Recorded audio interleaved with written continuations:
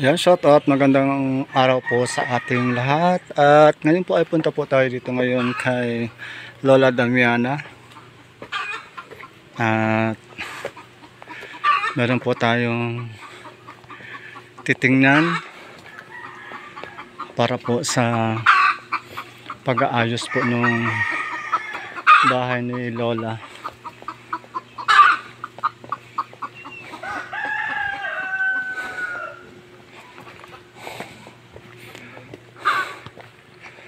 Nakausap po natin si Kuya Bal.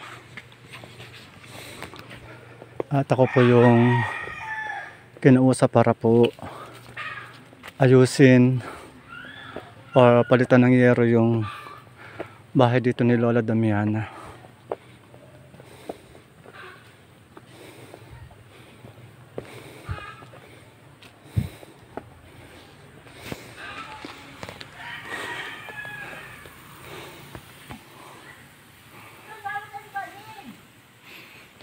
So, at ito po, alin kaya ang papalitan natin dito?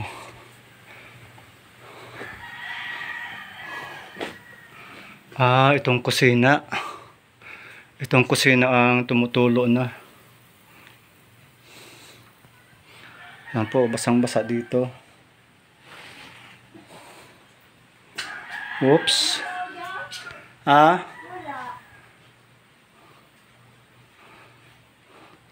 Si Bernie. Asa kaingin? Pero nakausap ni Kuya Bal kanina. Misana ka! Nakausap ni Oo. Kuya Bal si Bernie. Ay, ito, kailan to dinala? Nung isang araw, ay kahapon. Nakahapon. Oo. Sabi lang may mapito sa si Kuya Bal at ikaw yata ako maayos yung ano ni Damiana itong Bahay. sabi ni Kuya Bal. Aba! Wala doon si Kuya Bal dito, makadalang pa ng plywood. Ako lang mabili.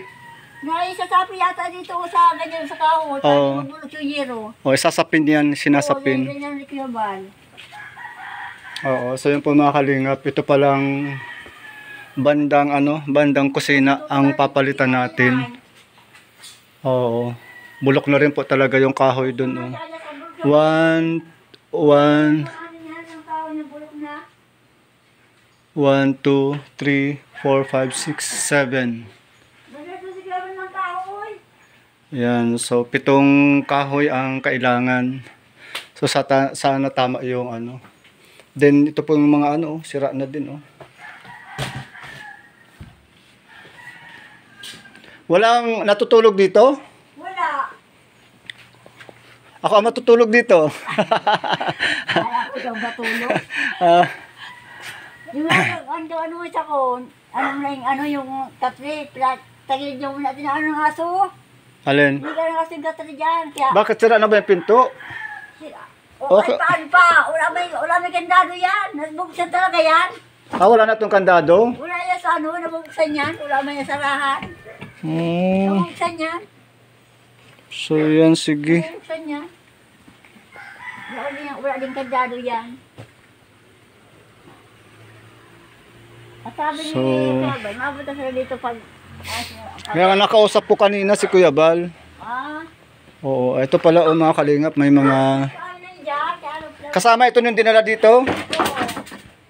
Ayan, yung mga kahoy naman po pala. So ayan, kami pong mag-ama ang gagawa nito, yung anak ko. Ito din po, mga kalingap, sayang nito, hindi malang namin nagamit.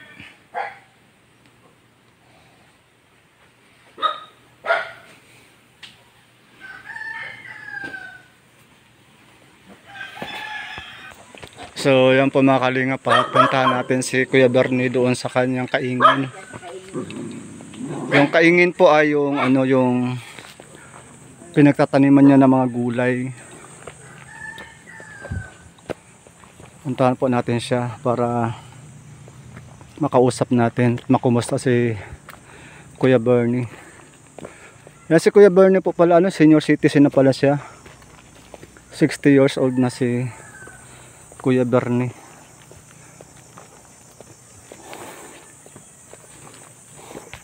Junior na Ruiz. Ah, kabila na yan. Oo, kabila na yan. Namatay pala si Nanay Roxanne, ano? Oo, Hindi man ako nagmalay. hindi nga. Sila dyan sa bahay niya. Ha? Nandiyan sa bahay niya. Oh, Pagod sa pagahon. pagod. Haro. So ito po mga kalingap yung mga sakahan ni Kuya Bernie. Ito kanyang taniman ng mga gulay, mga root crops. Oh, Nandiyan sa laas. grabe, tuktok na to ah. Oo. Ang lawak na ng ano niya ng inyong lupain. Nay!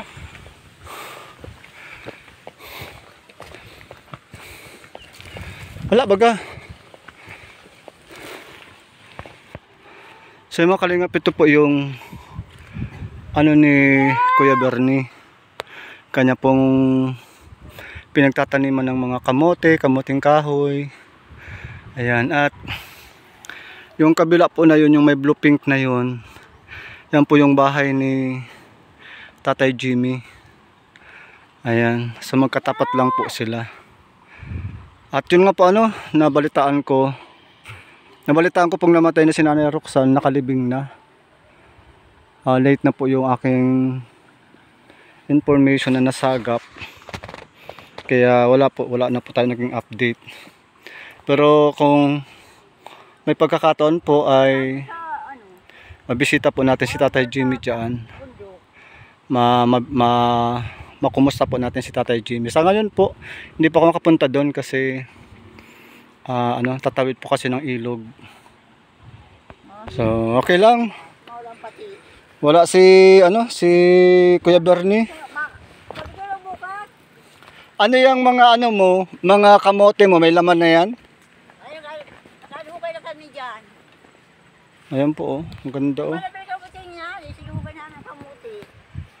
Mga kanggos mo wala na. Ayun, bagong tanim. Bagong tanim na ayun, mga wala pa yun. Ay, ano yun, malitan naman yan. Magkatala kasi malitan naman niya, maganya, inaano na nga, ang bagyo ay. Oo nga. Inangi, kaya lilitan naman. Yung mga bagong tanim na amin yan. Oo. Yung mga ganito, bagong tanim. So at least at least nagtatanim kayo. Maganda yan. Ano yung kamote na yun, nagugulayan nyo yun? Yung sa baba, ay, gulay namin yun, dawan din ang gulayin. So, maganda, at least may pinaglilibangan kayo. Mga alas 3. Ay, ganun. Oo. Kung alam ko lang na wala dito, di tayo umakyat ang... So, ayan po mga kalingap, at tayo na po ang mag-aasikaso para po palitan yung bubong ni Lola Damiana. Kasi ang problema po kasi ay hindi nalagyan ng sapin ng plywood yung pinagpakuan po ng yero.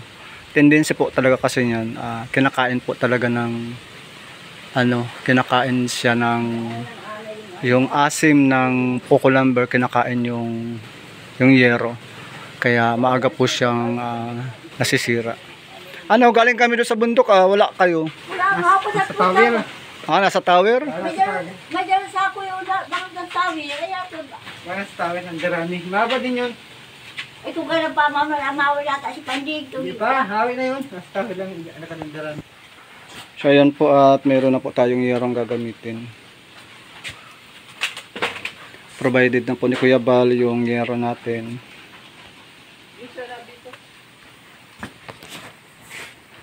Sayang talaga nitong lugar na to.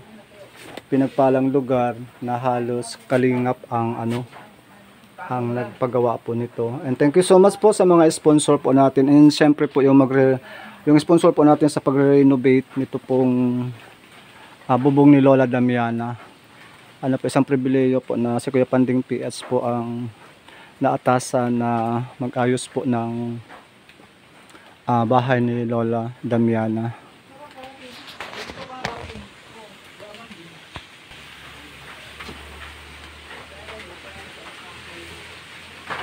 Pati po yung dingding ng ano, nawala na oh. Sira na yung plywood.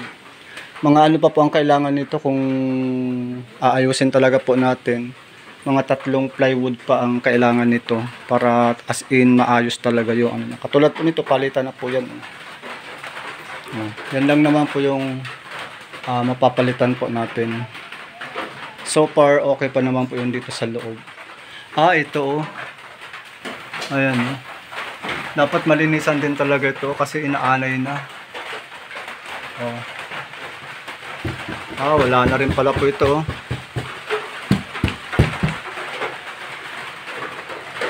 Mga 4 na plywood ang kailangan. So habang tayo po nagpapatila ng ulan, ayun, shout out po sa mga supporters po ng Kalingap team.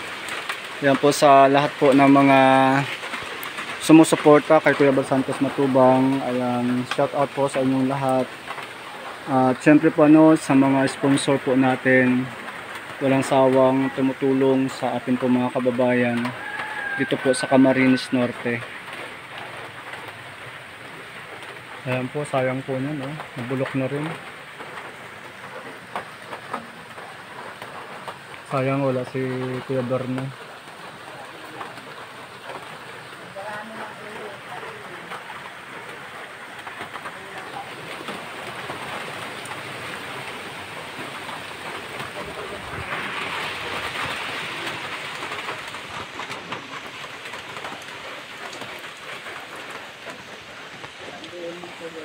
Ano yung pinagkakakitaan ni Bernie ngayon, yung pag-uuling? Yung talim niya.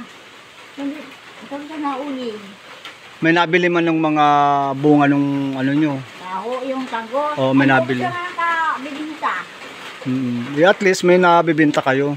Pero nung mag-alam siya ng itong bigas, pag-usap sa pabinta at sa pabigas na dito. Oo, maganda yun. Ay ngayon at naubos yung tanggos. Pero siyang maipabinta ng tanggos ngayon at bagong tanim. Di uling. Ngayon nagulo naman sila. At maulan nga. Hindi kakaulit maulan. Hindi na siya nagdadagat. Hindi nagdagat siya. Hindi na. Hindi na. At lagi ko nahihilo. Ay siya nahihilo. Lagi siya kakatrabaho. Naramdam niya yung hilo niya. Nahihilo sa trabaho. Oo. So, yan po mga kalingap po, yung dagat. Kitang-kita dito sa taas.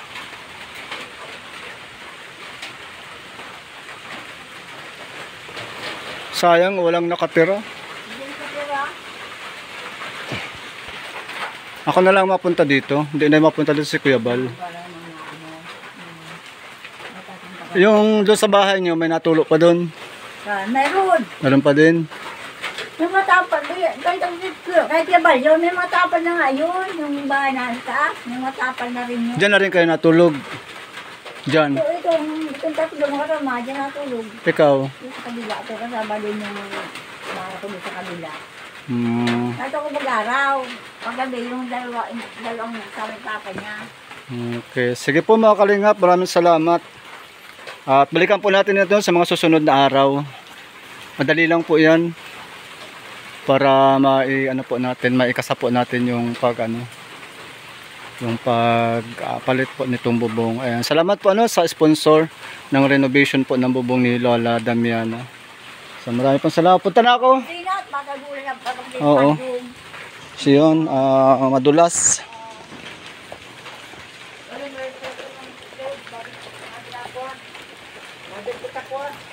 Ha? So yun po kahit maulan, talagang kailangan po nating lumabas. At yung nga po, nakasama ko si Kuya Bal at ito po yung order niya po sa akin.